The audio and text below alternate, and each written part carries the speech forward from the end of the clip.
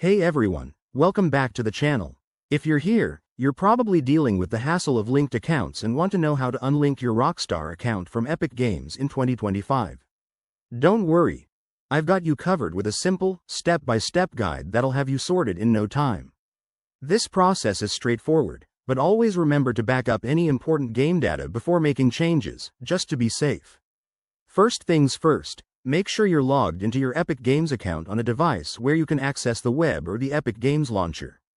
Once you're in, head over to the Account section, usually found in the top right corner of the Epic Games website or app.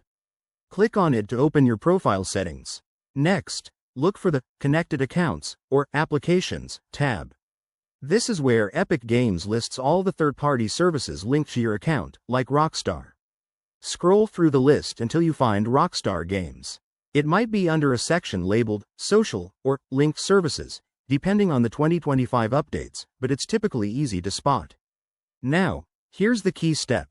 Click on the Rockstar entry and look for an option that says Unlink, Disconnect, or Remove. Before you confirm, double-check if this will affect any ongoing games or purchases. If everything looks good, go ahead and click Unlink.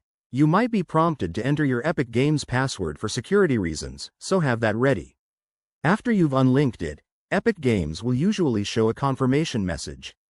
At this point, you can log out and log back in to ensure the changes have taken effect. If you're playing games that required the link, you might need to relink or use alternative methods, so keep that in mind. And just like that, you're all set. Unlinking accounts can help with privacy or switching services, but if you run into any issues, check the official Epic Games support page or Rockstar's Help Center. Thanks for watching. Don't forget to like, subscribe, and hit that bell for more tech tips. If you have questions, drop them in the comments below. See you in the next video.